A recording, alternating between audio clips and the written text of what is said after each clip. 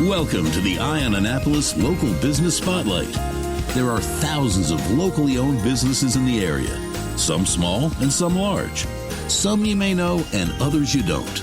But one thing they all have in common is a great story, and we want to share it with you. Join us every Saturday as we talk to the founders, the owners, and the managers of local businesses you have come to know and love, and those you will come to know and love. Now here's your host, John Frenay, with this week's Local Business Spotlight. Well, this Sunday morning we ventured over out by Best Buy, and we're here with the Junior League of Annapolis in the Lubrano Business Complex, I guess is the name of it, but right there on Defense Highway. And I want to thank Calandra Layne, who is the president, Heather Medina, who is the president-elect, as well as Dana Ogle, who is the community impact director, which sounds very important, for inviting me down here. And a shout out to Calandra's kids who are over here in the corner, who are just absolutely great. They're just hanging things, and they're waving. But we wanted to come out and find out about Junior League. I mean, I think everybody has heard the term, if nothing else, but to dig a little bit deeper and find out what it's all about. This chapter in Annapolis has been around since, 1981? So this is a pretty old organization here, right? It is indeed. In fact, the Junior League in general was founded more than 100 years ago. 1901, the very first Junior League was founded in New York. To date, it's one of the largest, most impactful women's volunteer organizations. Upwards of 125,000 members. Oh, wow. Internationally. We show up not only in the United States, but also in 4 other countries. So pretty large organization. And then through the years, there have been leagues that have been founded in Washington, D.C., Baltimore, and the Junior League of Annapolis back in the early 80s. 8 wonderful women got together recognizing that there was a need here in Anne Arundel County. Did it originally start with the big population center? I mean, 100 years ago. I mean, this is like ancient history to me, but where the population centers were? I mean, you mentioned, Baltimore, Philadelphia, New York, Washington. Is that where they went to the population centers? The first league was started in New York City. There was a cohort of women who recognized the need to provide lunches in the public school system. So they got together, and that was their very first community effort, was to bring free lunches to the public school system. Very cool. And in the need here in Annapolis, I guess as our community started to grow, it came as well there. Now, you guys are very similar in some aspects to the Rotary. I mean, the Rotary is all about service to the community, and I mean, their motto is service above self and everything else. And I mean, you guys are a true service organization, right? Yeah, our mission can kind of be broken down into 3 pillars: develop the potential of women, impact the community, and promote volunteerism, which is the lifestyle of volunteering. Do you guys get any flack about being a women-only thing at this? Actually, not that I'm aware. I think there are many ways that we can help. We have allies that are men. So while we are predominantly... So you guys found a use for us guys, huh?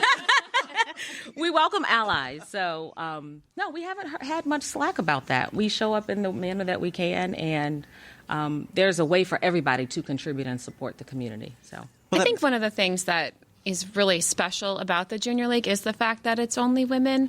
A lot of women join Junior League for the relationships, for the network, for the support, to grow personally and professionally through their membership. AJLI, so the Association of Junior Leagues International, and us here in Annapolis, diversity, equity, inclusion, and belonging is a huge aspect and a big push. And I'm also on our DEI committee.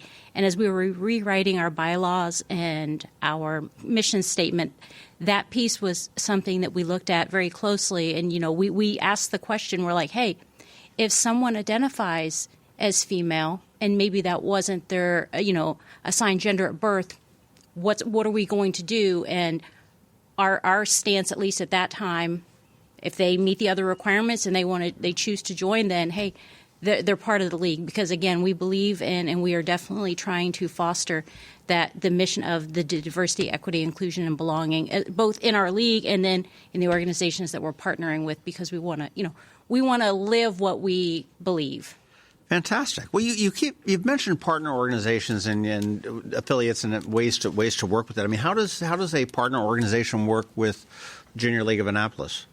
There's several different ways. The league here has kind of ebbed and flowed and evolved over time. For a while, we would have signature projects where we would partner with an organization for 3 years and assist them. There have been this was before I joined the league here in Annapolis, but there are nonprofits out in the county that kind of either originated here with the Junior League, and then the league was able to hand them off, or our members have gone on to start their own nonprofits that are helping the community.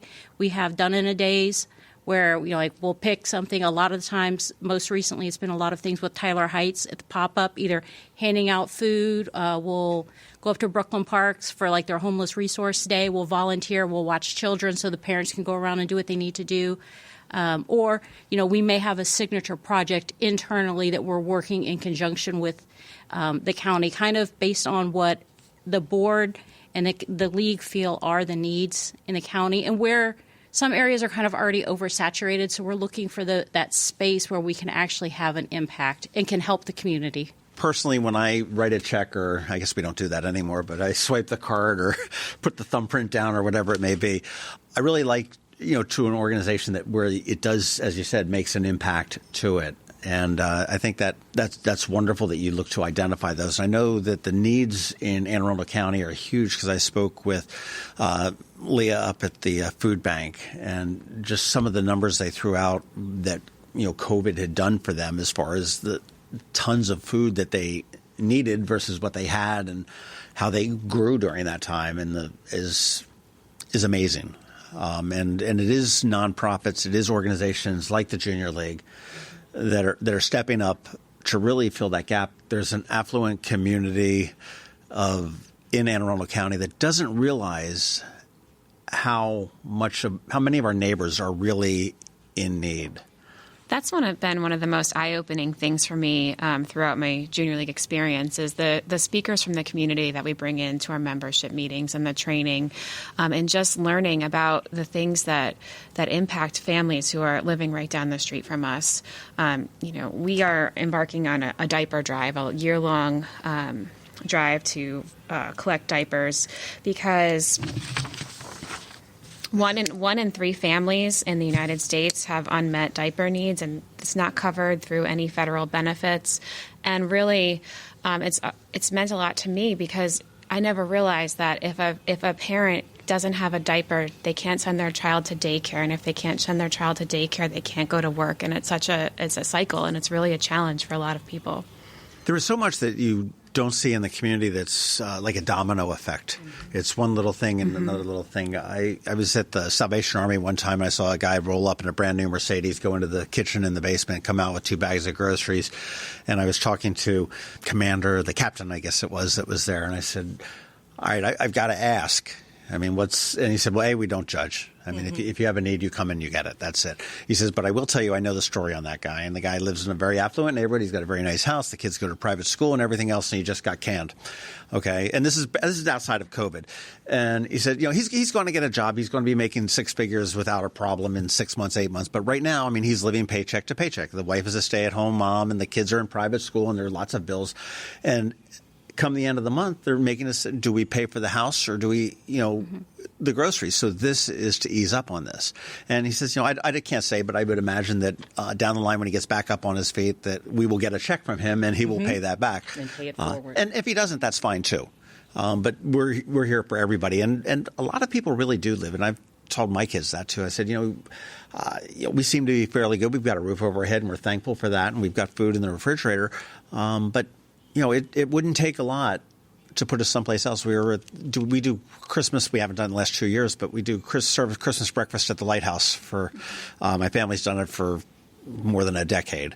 And one time, my daughter was slinging, the hash or the potatoes or whatever it was, and she looks up, and there was a classmate from high school on the other side of the line getting it, and there was this look of horror, I guess, on both people's faces, and it was a wonderful experience for me to talk about that and say, well, we don't know what the situations are, and it could very easily have been switched around. So it's there's such a great need for organizations, like you guys. But where do we see JLA? Do you like to be referred to JLA or do the whole? Okay. We like JLA. Okay. I didn't know. Some people get a little bit upset with the initials, but where do we see JLA in the community? I mean, what are some of, you've talked about some of the initiatives, the diaper collections and the food pantries. So you mentioned quite a bit about the need for food and food insecurity. Ways in which we've shown up in the community have been by mobilizing volunteers to hand out food at Tyler Heights Elementary. I believe Dana mentioned that earlier. Yeah. We've also showed up in the community by committing funds, actually over $10,000 when COVID initially hit, to go towards supporting some of the gaps in need for food. And we were able to distribute goods through Maryland Food Bank. I know we've showed up at Woodside Gardens, and we've been able to distribute food for those communities. Other places that we've shown up in the community, a lot of times it's maybe a little more behind the scenes. We normally every year volunteer with Salvation Army to help with the Angel Tree. So we're back in the Pip Moyer sorting and bagging and tagging and getting things around, and it's really overwhelming to see just how generous people are in fulfilling the wish list for the children. A lot of times we will volunteer really across the street over at Gigi's Playhouse. Mm-hmm. We'll help them with their holiday party or different things. So it may not necessarily be this is Junior League of Annapolis, but we are there providing the support and trying to help where we can. This is my kind of an organization out working in the background. And you mentioned Gigi's Playhouse. That's a great organization. That's for parents or for children that have – is it strictly limited to Downs syndrome? I know it's primarily, but I don't know if it's strictly or not. But this is an organization where the kids can come and they can perform, they can learn, they can play, they can meet other people and everything else. It's just a great support, and it's along with Biddy and Bo's Coffee downtown, which I think is just an absolutely wonderful business. In some of our previous projects, Calandra, Seeds for Success, where we had partnered with several high school girls and kind of helped them and kind of almost mentored them through, helped them prepare for college interviews, different things, and then I think they were given a laptop at the end of the program. But it was a pretty dedicated 3-year project, and different aspects: kids in the kitchen, read to kids, different things throughout. Donate books to the libraries, or we've built several free libraries throughout the community. That's great. The Chrysalis House has been another one. We've also collected hats and gloves and scarves because beyond feeding the community, in the winter, some kids don't have adequate coverings to protect themselves from the elements. So we were very proud of that one. Heather mentioned a couple of statistics about diapers. You'd be surprised at the number of young ladies that may not have access to things that would care for them during their menstrual cycle. So tampons, pads. So we called it period poverty. Mm-hmm. There's actually another epidemic going on across the United States where there's just a shortage of access to things that you would need just in your normal everyday life. And one of our groups of new provisional members sponsored a project collecting maxi pads, tampons, things of that nature for young ladies. And again, that's the stuff that we somewhat take for granted. And, as somebody that typically doesn't buy those types of products myself, but the times I've gone in for my daughters and stuff like that, I'm amazed at the cost of them. And I don't understand why, and you can totally see where, diapers are just, the disposable ones, the Pampers and the whatever are just so incredibly expensive. When it comes, I mean, kids are expensive enough. It's much less when you add it up through everything, and that's just wonderful that you're in there working on this and you're identifying the needs of the community that need that. I mean, Seeds for Success, you mentioned, they're another great organization that I love. It's started out with 2 or 3 women that just had a crazy idea to mentor the girls in public housing, and now. Yeah, it's amazing, and I mean, there's no shortage of areas that we could focus our needs on. But as the league has changed over the years, I mean, initially back in 1901, most of the ladies were socialites, so they weren't working. Whereas now, most of the ladies in the league do work full time, have children. So instead of being free during the day, a lot of it's more after hours, weekends, and are done in the day committee. And in general, a lot of our organization tries to look at ways that we can help on a schedule that works for everyone, so we can maximize who can participate when. Back in 1901, was it all just the wealthy wives of working husbands that formed this? Typically, I mean, was that the... That was the typical, original Junior League member. The original founding of the Junior League was to provide training for women to serve their community that they weren't getting in the workforce, that they weren't getting through formal education. And I think that's kind of how we're different today, is today most women come to the organization with full-time jobs, with educational backgrounds. Sure. And, today's league member looks a lot different than it did in 1901. What is a snapshot of your membership? I mean, okay, obviously we know it's predominantly, if not exclusively, female. Does it skew older? Does it skew younger? I mean, mostly professional women. Yeah, about 85% of our members work outside the home, at least part-time. Our average age is low to mid-30s. Yep. And then we have two different levels of membership: active members and sustaining members. Sustaining members are women who've served in the league for 7 or more years, and then they have a little different membership commitments than our active members. How do you become a member? You got to be a woman. Okay, I get it. Have a heart I and get a it. passion to give first. It starts there. Yes. A heart and a passion to give. And we do host membership drives twice a year. So there are informational sessions where you can come out and learn about the league, learn about how we show up in the community, learn the ways that we can give back to the individual. So we do that twice a year. And then there's a bit of a process that you go through for a couple of months as you get acclimated into membership. It's called our provisional process. So they are getting to know one another in a small group. They're learning about the league. They're putting a project together themselves where our provisional members are sponsoring and hosting a community impact project, and assuming that they meet all the membership requirements, which is a series of classes, all about learning and educating. They accomplish the community service project. At some point after that, they're granted access to membership, and they are voted in with an official motion. We actually have a class of provisionals that will be voted in another couple months. So that happens about twice a year, and we usually get about 10 to 15 ladies on average. Interesting. Every intake class. Do you guys have that secret ballot box with, you get the white marbles and the black marbles, and you put them in and it's like, oh, no, there's a... We aren't meant to be exclusive. If you want to be a member of the Junior League, we want you here.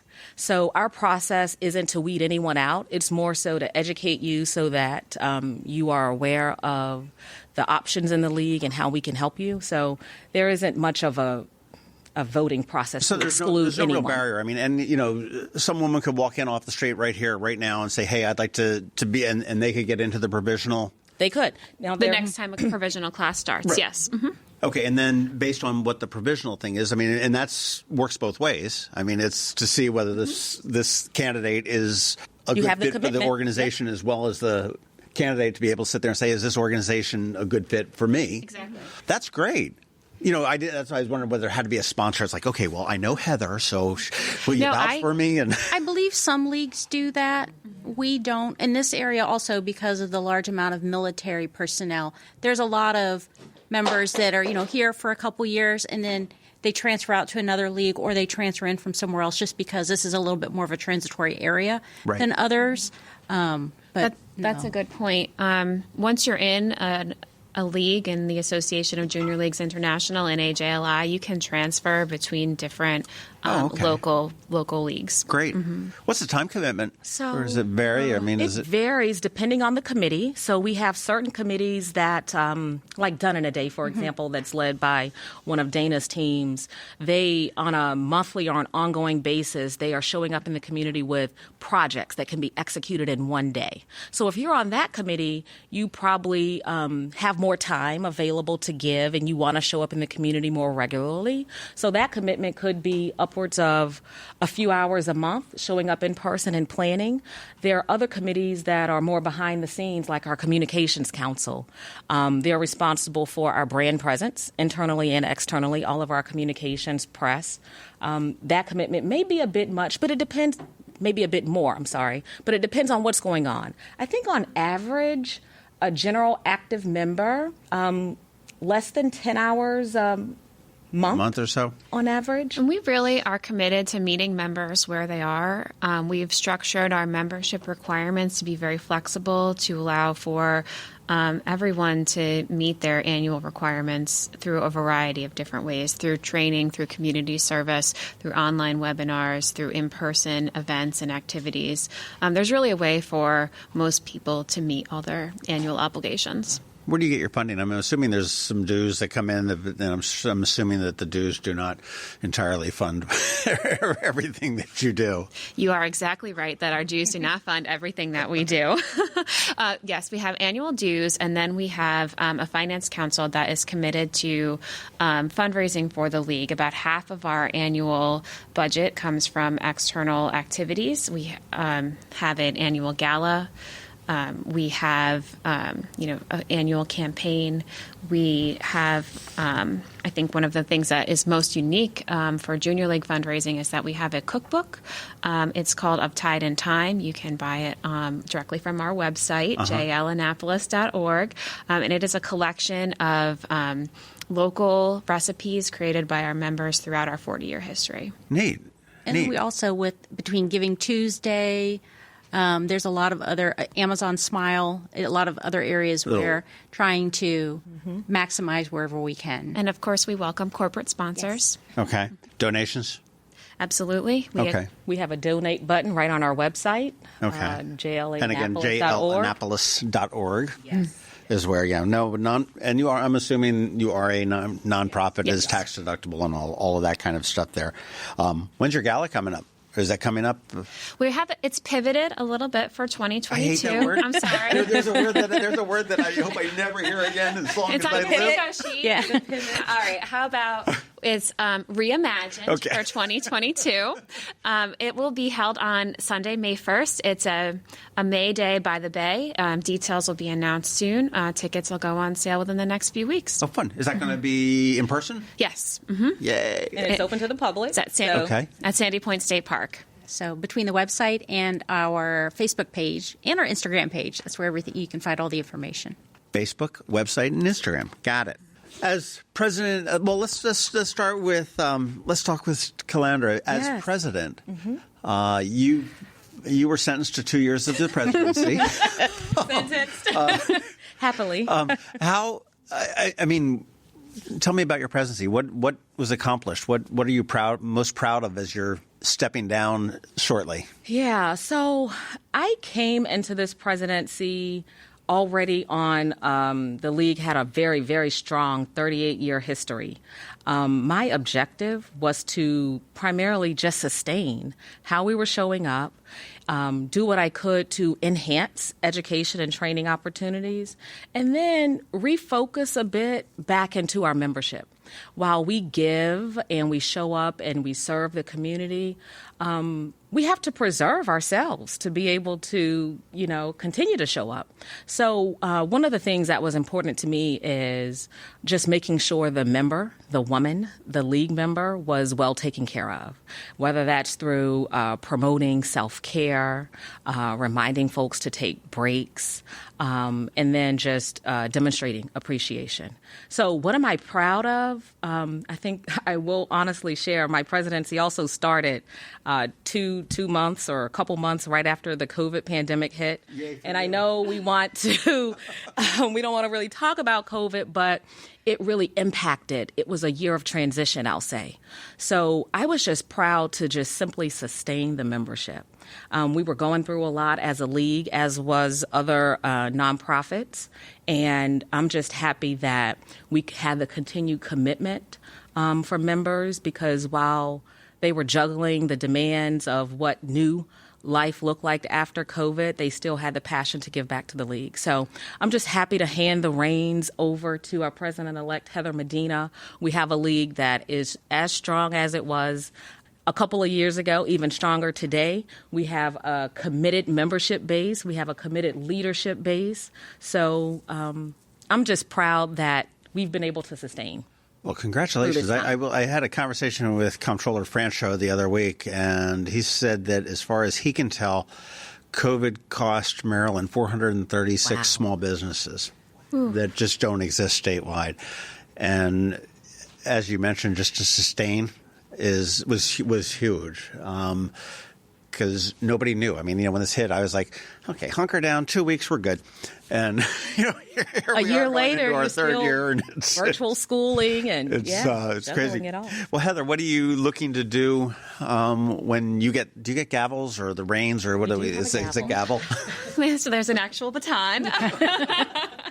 I'm really excited to be working with, 250 women who are all individually dedicated to improving the community.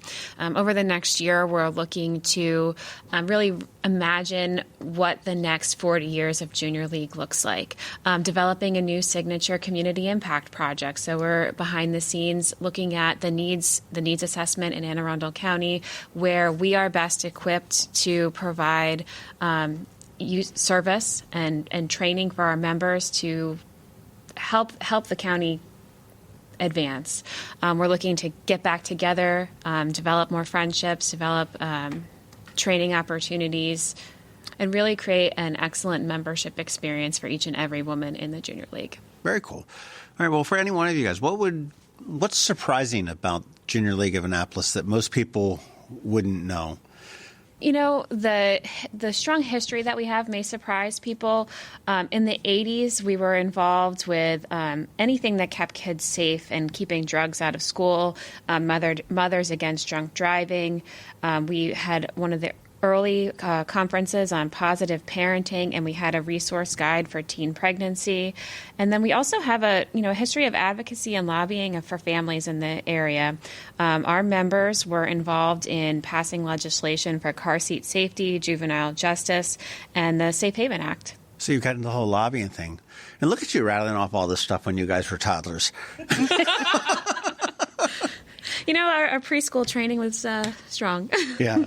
Well, I mean, if you've got an organization that's been around since here in Annapolis since 1981 and that started in 1901, there's definitely a lot of history. Do you find that your membership, do they transfer out? Do they go on to bigger and better things? A lot of our members take the training that they receive during their time as a member in the Junior League and use that experience to better other organizations. We have many members who now serve on other area nonprofit boards. We have women on the YWCA board, the Maryland Federation of Art board, and many others throughout the area. Oh, great. No, and this training, I mean, what types of training? I mean, is this leadership training? Is this just leadership training, financial management, how to run a meeting, how to launch a program, kind of the wide breadth of challenges that are facing nonprofit organizations. Best way to run a meeting is to have the gavel. Have a wooden stick, and that'll. Well, we give everyone one of those. It is helpful to experience it. So I retired from the Marine Corps, and so I was used to, based on my rank or the billet or the position I was in, yes, I was a leader, but it's also very easy to lead when you're the senior person, and that mentality is very hierarchical and rank-based. Coming into and I specifically wanted to come into this organization because, one, I was finally retiring and I could meet all of the commitments without a deployment, but I also realized, I'm like, look, I'm retiring. I'm not going to be an active duty Marine anymore. I really probably need to learn how to work with people in an environment that isn't that Marine Corps mentality. So it's eye-opening. It's frustrating at times, but also we're all volunteers. No one here is getting paid for this. So you have to be able to flex and understand when, hey, this is our committee meeting. This is our assignments. This is what we laid out. And then when life interferes, whereas at work, normally you're not leading in that kind of capacity. So it really helps for me develop other leadership styles and kind of aspects of areas that I would not have had or that we don't necessarily deal with in the work environment, at least pre-pandemic, where things were a little more rigid for most people. So it's been very helpful in that aspect, and I can definitely see how the people that have gone on and they're using it in other aspects, it's just a great kind of safe learning environment for some of that. I echo that same sentiment. The League provides a really safe space to learn, grow, and I don't want to use the word fail because we never fail. We just learn from our experiences. And what better way to do it in a place that's safe, that's not aligned with what you do professionally or may not have any downstream impacts for what you do professionally. And the Junior League is one of those places. Well, this is fantastic. How do we join? What's the best way? What's the best steps to get involved and find ways? Obviously, if you're a corporate sponsor, if you are looking to donate, jlannapolis.org is where you want to go. But for those that want to become involved, hands-on, digging deep into it. Yep. I think the first stop would probably be to go like our Facebook page. Our Facebook page, JL Annapolis, of course, has all of the latest and the greatest event, ways that you can not only donate, but ways that you can come out and support the community with us. Our Instagram page is very active. I know Instagram is kind of one of the new ways to be engaged nowadays. You guys on TikTok yet? No. We have to take some dance lessons first. Social media drives me crazy. People are like, "You're not on Instagram?" I said, "No." I said, "I had to pick my poisons. I picked Facebook and Twitter, and I'm sticking with it and just let it go at that." But yeah, no, I have been on your Facebook page, and you're right because and actually, what I might take it a step further is just to be able to see your Facebook page. You can really get a gist of what the organization is and what it is about, and exactly where all your little tentacles are reaching, which is really good. Hey, what's your daughter's name over there? Caitlin? Come on over here. Are you guys proud of your mom? Join us, Caitlin. Are you proud of your mom for what she does here at Junior League? I am proud of Mommy. You know what? I think a lot of people are. I don't think you're alone. Thank you, Caitlin. Thank you. It takes a village. A lot of us are moms in the League, moms of little ones, and that's the wonderful thing about the League. No matter what stage of life you're in, it's a place that's accommodating and welcoming. So whether you have little ones or those that have graduated or you're an animal or pet lover, or you just, pick up your phone and you call your text your Junior League member and say, "Oh my gosh, I don't think I can handle this," like I did this morning with Heather. I said, "I'm going to have to bring the littles." And she said, "Hey, no problem. That's awesome. They'll be fine." I'm glad you did. That's one great thing about this league, coming in and seeing that, hey, some people, they need a break from their kids and their family, and it's here. If you're new to the area because either you just moved here or from the military, you got orders here, this is a great place to meet people. And whether it's new moms, out of the house, I don't have any kids, just varying levels of, I remember one general membership meeting, GMM, that we had, and there was one of the ladies, she just had her baby. So she brought her brand new little baby because and it doesn't matter. One, it was fun because it was like, everybody got to see now, granted, this was a couple years ago before all the craziness, but, we got to see the baby. It's a great learning opportunity to give back. The social aspect is there as well. It's not the maybe uptight, stuffy image that maybe kind of has persisted over the Junior League organization previously. I mean, we're just a group of women here trying to make Anne Arundel County better and to learn and improve ourselves as well. But yeah, we kind of like come as you are. Nothing wrong with that. Well, I do want to thank Calandra Layne, who is the president currently, outgoing, for your time this morning and for bringing your wonderful children over. They're great. Thank you. And Heather Medina, who is the incoming president. Good luck. Thank you. And Dana Ogle, who is the community impact director. Thank you guys very much for your time this morning. This is great to learn about Junior League Annapolis. You want to go to jlannapolis.org, or you can search on Facebook for Junior League Annapolis. That'll come up, or Instagram as well. Find out what they're about, and if this is an organization for you, I do encourage you to look at getting into one of the next incoming class. Is that the word they use? Provisional Class? class. Provisional. Yeah. Thank you guys very much. Thank you. Thank you. Thanks for listening to this week's Local Business Spotlight. Please make sure to visit eyeonannapolis.net for all your local news, events, and opinion. And in case you haven't already, please subscribe to the Eye on Annapolis Daily News Brief, where we bring you all the day's local news direct to your phone, tablet, or computer in about 10 minutes. It comes to you at 6 a.m. every Monday through Friday, and you can subscribe on Apple Podcasts, Google Podcasts, or wherever you get your podcasts.